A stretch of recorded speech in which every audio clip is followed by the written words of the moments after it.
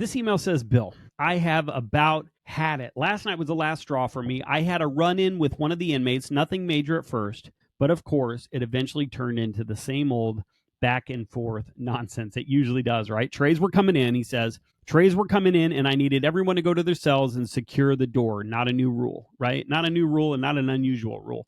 And this guy, not a new guy, mind you, he says, kept repeating over and over, "You're on a power trip," like it was the only phrase that he knew. And you know me, it says, you know me, I don't let that kind of stuff get under my skin if I can help it. But after hearing it for the 500th time, it took everything I had not to lose it. I am sick of the disrespect, the games, the constant need to challenge every word that comes out of my mouth. We come here, we do our jobs, we try to keep the place running safely, and yet we're the bad guys for enforcing the rules. It says here, I get it. They don't like the rules, but I'm tired of feeling like every interaction is a battle of wills. Like I have to prove myself to people who couldn't care less. I don't know, maybe I just needed to vent, but right now it feels like this job is nothing but one long fight to keep control of the unit and of myself. Thanks for the videos. Keep up the great work, Dan. Oh my goodness, OMG, there is so much here, so let's dig in.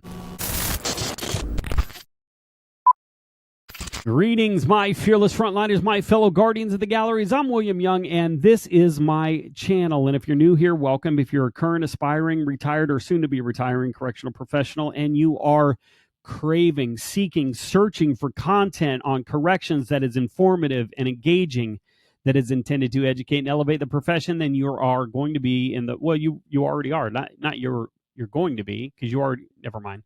You're in the right place. Before I confuse myself any further, let me give a shout out to the members of the Just Corrections Patreon community, the JCP, for sponsoring this video, supporting this channel. I love you. I appreciate you. I thank you. And if you're listening and you're watching and you'd like to support the channel, consider becoming a member of the channel. I've opened up channel membership, and there are a couple of different tiers, different options. As a member, you're going to get early access to all the videos, as well as members-only content, live streams, behind-the-scenes content, or if you want to contribute in a different way, you can also click the thank you button, the thanks button that's right below my face, and contribute to the channel that way. You're on a power trip. You're abusing your authority. You're doing too much. You really like your job. You ain't got to do all that. You're just having a bad day because you didn't get any lovin' last night. Oh boy, I have oh man, I've heard them all, right? At least I think I have. And I don't know. Did I miss something? If I missed something, then throw it in the comments below. Drop it in.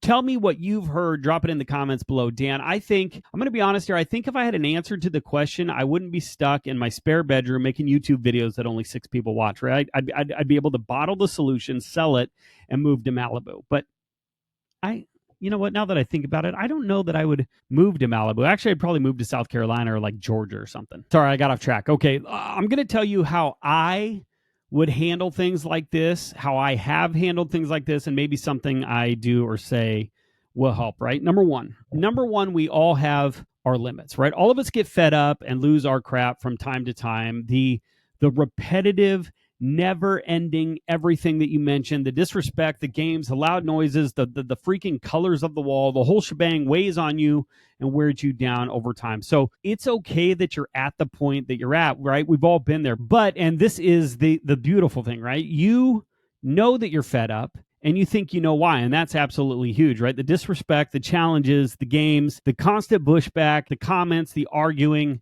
it's all maddening. I remember one time I had a kid once, and he was always, when I was clearing the day room, he was always the last one to his room, the last one to secure his door when I locked down the unit. And for whatever reason, this drove me absolutely insane. So eventually I lost my shit. I snapped at the kid, and I told him under no uncertain terms that he better not be the last person in his room tomorrow. And guess what?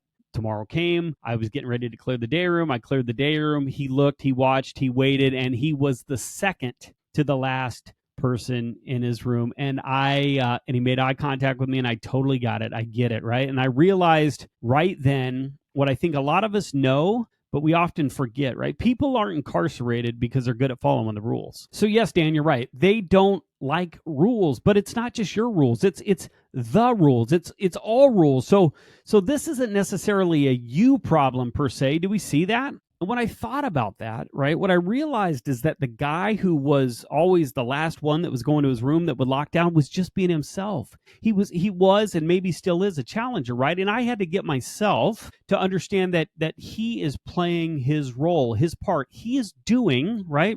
This is the key part. He is doing what I should have expected him to do. So let me ask you, are you playing your role? Are you playing your part? And so then what we have to do here is check in with ourselves and see if anything else is going on here. Are we that mad at that individual? Are we that mad at the person who's asking us if we're on a power trip, who's telling us that we're on a power trip? Or is it something else? Have we been taking care of ourselves? Are we burnt out from working too much overtime? Are we in financial trouble? Are we getting enough sleep, right? How are our relationships at home? Why are we even mad? Were we bullied in high school by some dipshit that looks like this guy? I guess what I'm asking is it just about what's happening here, or is it more? See, I've been doing a lot of studying, a lot of reading lately about learning to separate your feelings about what's happening, right?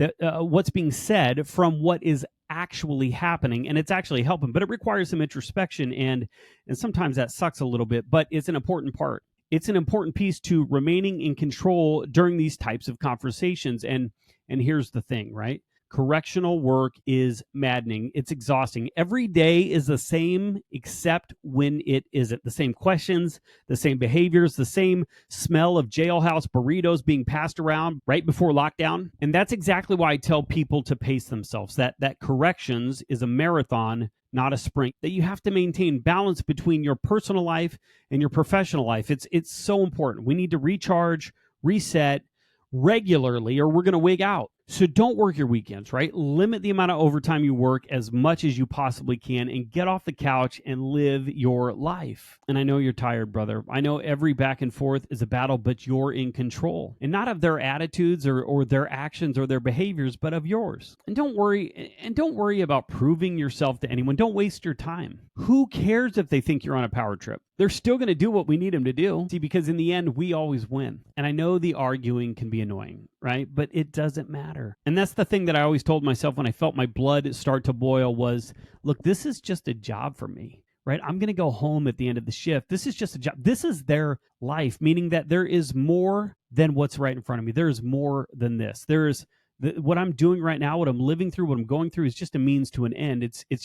It's work so I can provide for my family. So Dan, my recommendation to you and to anyone listening who may be at their wit's end, who may be fed up, is to take a break. Take a few days off. And if that's not possible, try to find moments throughout the day where you can just rest, reset, breathe, and just be for a bit. It helps. And if you string enough of those little moments together, they add up and they start to make a big difference. Look, brother, I hope this helps. And if you guys out there have anything to add, please drop it in the comments below. Help us out here. If you like this video, if you found value in this video, straight punch that little like icon, subscribe, comment, share this content with anyone and everyone that you think may be interested, and get involved, right? Engage, leave your comments. Let me know your thoughts. Let me know where your head is at. Let me know what you've seen, what you've experienced. I love your input, your feedback. And don't forget to follow us on Facebook, Instagram, LinkedIn. And don't forget to check out the books, The Nothing That Never Happened, Train to Change. Links to those, Amazon links to those, both available in the description